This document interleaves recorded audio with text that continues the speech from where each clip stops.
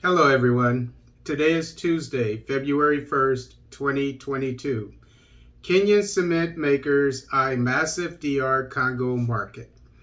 This article is taken from the East African. Kenyan cement companies have stepped up expansion plans with an eye on the estimated 10 million metric tons, annual demand of cement in the Democratic Republic of Congo, DRC market.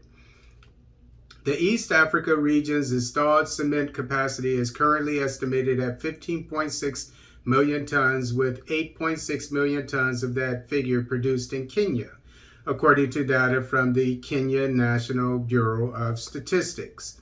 Cement firms are expanding their total clinker production capacity by 70% to 10.7 metric tons per year by 2023 from the current 6.3 metric tons as part of their strategy to expand in the EAC region.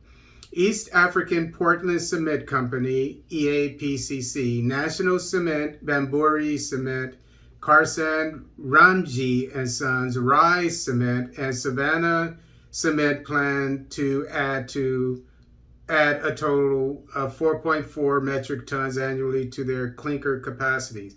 I looked up these firms. Most of them were owned by Indian-Kenyans. That is, people who are of Indian descent who have Kenyan citizenship. Okay, this wouldn't happen in Nigeria for the most part.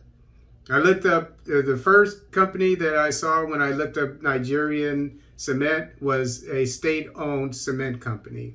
And you have Dangote. I believe he deals in cement.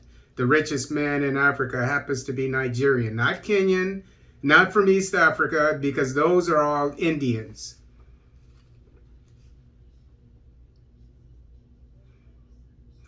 In the past 10 years, EAPCC has been missing from the infrastructural agenda due to competition among other challenges. Now we have come up with a 5-year strategic plan as we want to revamp our operations, said Oliver M. Kerubai, Managing Director at the EAPCC.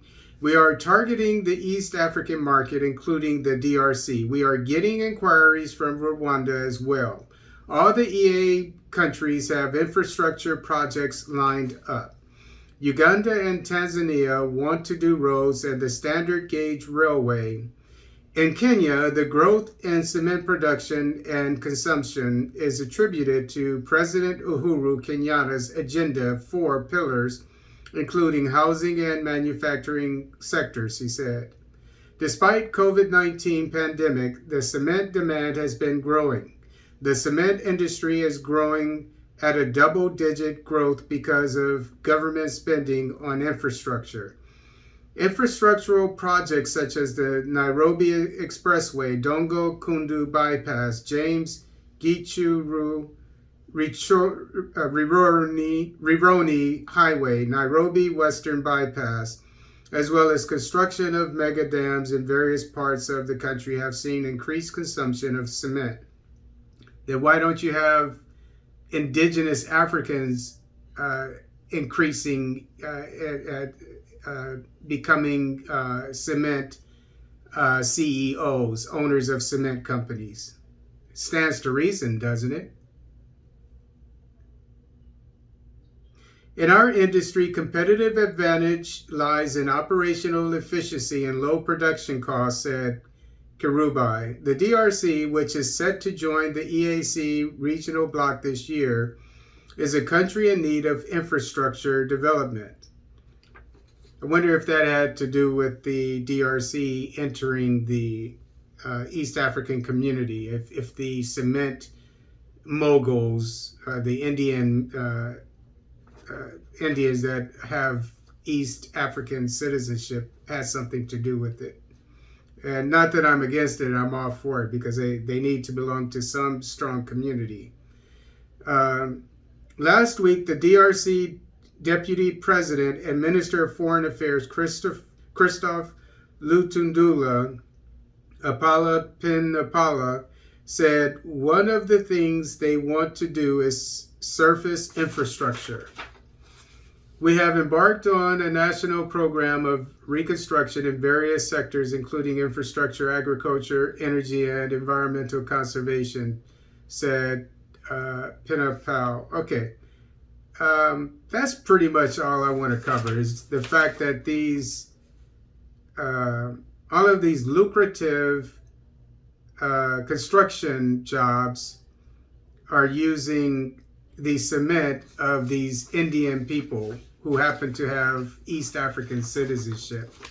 And, you know, for whatever reason, if it's that the loans that these governments have, like in Kenya, I mean, all over Africa, but in this case, in Kenya, and I did one similar to this on Tanzania, if it's the loans that are binding them to open up to people, to allow them who are not indigenous Africans to have a piece of the pie, if that's a part of it, you need to pay your debts off. If it's corruption, which stands to reason because the Uhuru family, it just got exposed that they have foundations offshore in the Caribbean that they were hiding from the Kenyan people that were exposed in the Pandora Papers by independent journalists. So it's quite, I mean, you be the judge what the problem is. Is it these loans that are binding them? Is it corruption in the highest places? Or is it stupidity? Allowing people, Indians in this case, come into your country and take over economically. They're the richest people in East Africa. But yet they're killing Africans when they go there to go to school. They're racist towards your African people. Yet you're letting them become the richest people in your countries.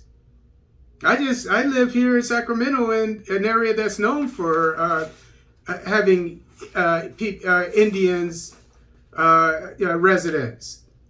I was walking down the street just earlier today, and the Indian woman, she walked as far over to the side of the sidewalk as she could. They don't want to have anything to do with us. Why in the hell are you letting them take over your businesses, your natural resources? You know, when you can have Africans, real Africans, indigenous Africans do that. It's a shame.